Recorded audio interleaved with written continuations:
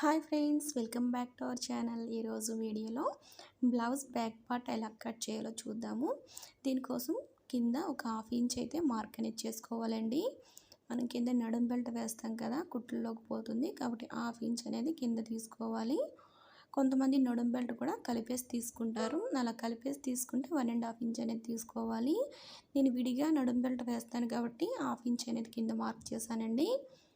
Blouse అనేది ఎక్కడ ముడతలు లేకుండా పట్టుకుని కింద మనం లైన్ డ్రా చేసాం కదా, అక్కడి నుంచి పెట్టుకుని ఎక్కడికి వచ్చిందో మెడ భాగం అక్కడికి మార్క్ అనేది చేసుకోండి. అలాగే కుట్ల కోసం ఒక 1/2 ఇంచ్ అనేది మార్క్ అనేది చేసుకోవాలి. కింద నడుం దగ్గర కూడా ఎక్కడికి వచ్చిందో అక్కడికి ఒక మార్క్ చేసుకోండి. మధ్యలో డాట్స్ వేస్తాం కదా, దానికోసం ఒక 1 ఇంచ్ అనేది మనం ఎక్కువ తీసుకోవాలి. ఇలా 1 ఇంచ్ ఎక్కువ తీసుకున్న తర్వాత ఖర్చుల కోసం 1.5 ఇంచ్ తీసుకున్నానండి. మీరు కావాలంటే 2 ఇంచెస్ కూడా తీసుకోవచ్చు. ఖర్చులు ఎక్కువ కావాలంటే 2 ఇంచెస్ పెట్టుకోండి. నేనైతే 1.5 ఇంచ్ తీసుకున్నాను. నెక్ అనేది పక్కకి జారిపోయినట్టుగా కాకుండా స్ట్రైట్గా పెట్టుకుని తీసుకోండి. అప్పుడు భుజాలు అనేవి జారకుండా ఉంటాయి. ఇక్కడ వీడియోలో మీకు క్లియర్గా చూపిస్తున్నాను కదండి. అలా స్ట్రైట్గా పెట్టుకుని ఎక్కడికి వచ్చిందో అక్కడికి ఒక మార్క్ చేసుకుని ఖర్చుల కోసం ఒక 1/2 ఇంచ్ అనేది తీసుకోవాలి.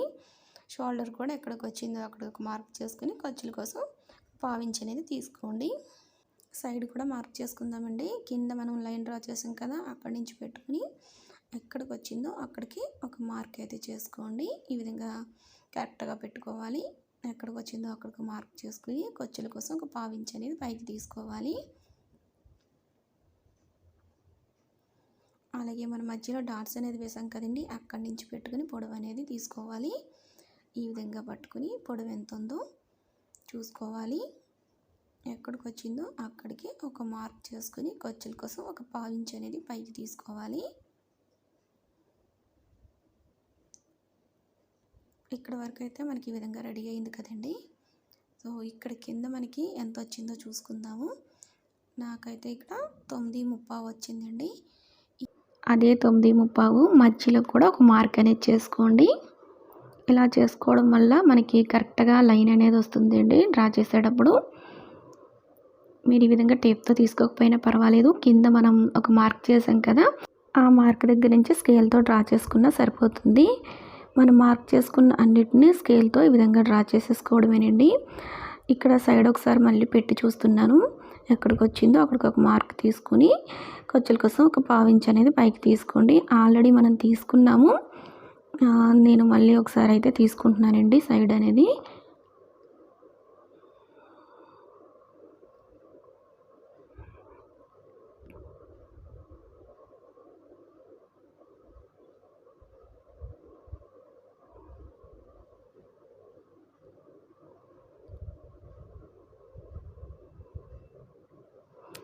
ఇప్పుడు మెడ రౌండ్ అనేది ఎలా తీసుకోవాలో చూద్దాము. ఒక 1/2 ఇంచ్ దగ్గర మార్క్ అనేది చేసుకోండి.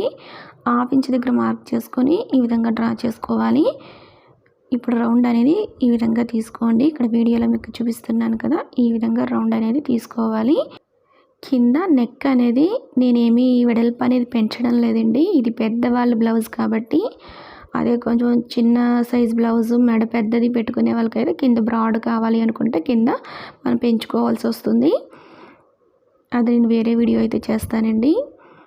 ఒకవేళ మనకి ఆది బ్లౌజ్ ప్రకారమే నెక్ అనేది కావాలి అనుకుంటే ఆది బ్లౌజ్ అనేది ఈ విధంగా పెట్టేసుకుని డ్రా చేసుకోవడమేనండి. మీకు ఇక్కడ క్లియర్గా ఒకసారి అన్నీ అర్థమవుతాయని ఈ విధంగా కూడా ఒకసారి నేను చూపిస్తున్నాను. ఆది బ్లౌజ్ ప్రకారం పెట్టుకోవాలంటే ఈ విధంగా పెట్టేసుకోండి. లేదు కొలత ప్రకారం పెట్టుకోవాలి అంటే నేను చెప్పినట్టు పెట్టుకుంటే సరిపోతుంది. కింద కూడా ఖర్చులు మనకి ఆది బ్లౌజ్ ప్రకారం కావాలి అనుకుంటే ఇక్కడ నేను వీడియోలో చూపిస్తున్న విధంగా పెట్టుకుంటే సరిపోతుందండి. లేదు టేప్తో మనం పెట్టుకోవచ్చు అనుకుంటే నేను చెప్పినట్టు పెట్టుకోండి. అలాగే చంక రౌండ్ కూడా మనం ఆది బ్లౌజ్ ప్రకారం పెట్టుకోవచ్చండి. ఇక్కడ నేను మీకు చూపిస్తున్నాను కదా, ఈ విధంగా కొంచెం కొంచెం డ్రా చేసుకుంటూ ఈ విధంగా రావాలి. ఆల్రెడీ నేను డ్రా చేశానండి, ఆ వీడియో క్లిప్ మిస్ అయింది. అందుకని మళ్ళీ ఒకసారి నేను ఇక్కడ మళ్ళీ మీకు చూపిస్తున్నాను ఎలా డ్రా చేయాలి అన్నది.